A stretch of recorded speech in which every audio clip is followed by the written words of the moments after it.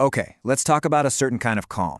I'm not talking about the sleepy, zoned out kind. No, we're talking about a level of stillness that's so deep, so unshakable, that it actually makes other people a little nervous. To really get this, think about a crocodile. Seriously, did you know they can slow their heart rate down to just 2 beats a minute?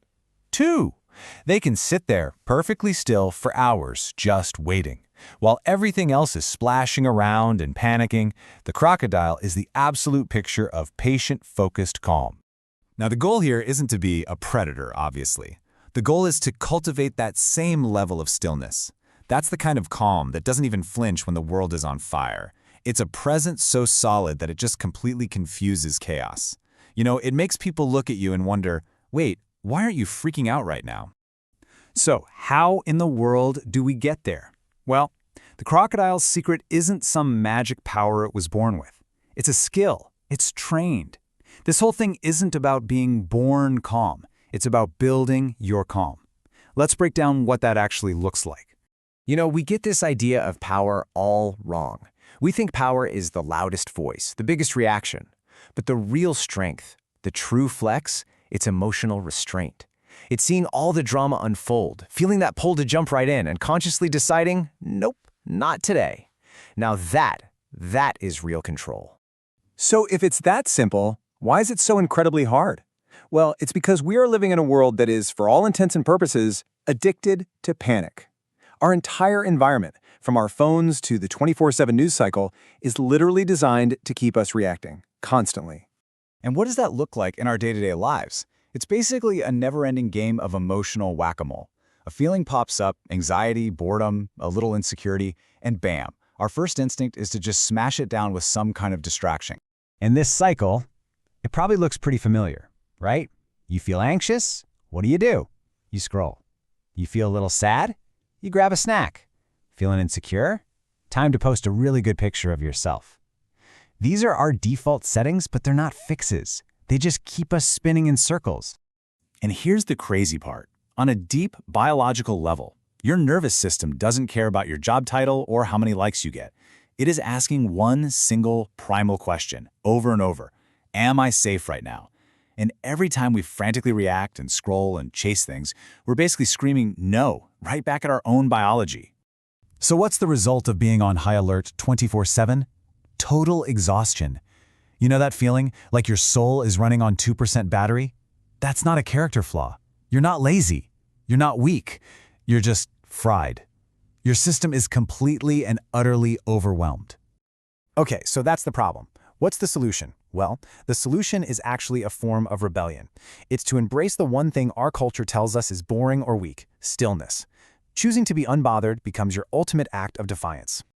Our culture has this whole idea of strength completely backward. We're taught that being dramatic is relatable, when really, it's just draining for everyone. We see stillness and we think weakness, but in reality, it takes incredible discipline.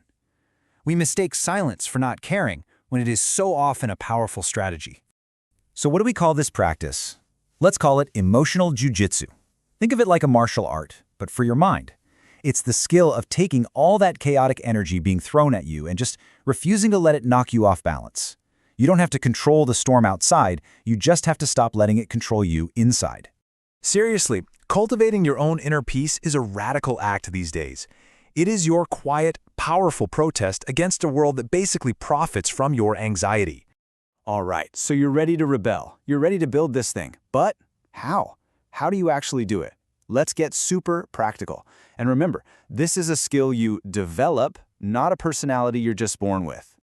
The best way to think about this is like strength training. You don't walk into a gym, lift one weight, and expect to be strong, right? Of course not. It takes consistent practice. Well, it's the exact same thing here. You build your inner peace one emotional rep at a time. So what do these reps look like? They're really small. First, just create a pause. You get that text that makes your stomach clench? Just wait. Don't reply for 60 seconds. Just breathe. That little space, that's where you find your power. Second, practice letting things slide. That passive-aggressive comment from a coworker, just let it float on by. Don't give it a home in your head. And third, this one's the toughest. Just sit with the feeling. Instead of instantly running from discomfort, just Allow it to be there for a second, without doing anything about it. Every single time you do one of these small reps, you're adding another brick to what you could call your fortress of chill. It's not glamorous work. Nobody's going to give you a medal for not replying to a text. But with every single rep, you're getting stronger, more centered, and way less easily shaken. Okay, so you've been doing the reps, you're laying the bricks. What's the payoff here? What's the point? Well, that brings us to the real reward, the incredible power of your own presence. And the rewards are huge. When you build this inner calm, you just start seeing everything more clearly. You stop wasting your precious energy on things that just don't matter. You stop trying to impress people you don't even like. You start showing up with this quiet, unshakable confidence. You become the person who doesn't just have presence in a room, you are the presence. Here's the bottom line. In this crazy, overstimulated world we live in, genuine, authentic calm is an incredibly rare thing. And like any rare resource, that makes it extremely valuable. It basically becomes your superpower. And people, they will feel it. Your calm will confuse chaotic people. It'll agitate insecure people because they just can't figure you out. They might even try to poke you just to get some kind of reaction, but they won't. Because in the end, your peace is always louder than their noise. So I'll just leave you with this one question to think about. The entire modern world is pretty much built to profit from your fear and reward your restlessness. Being calm, it's a rebellion. It's looking at the whole game and saying, you know what, I'm not playing. So the only question left is, will you opt out?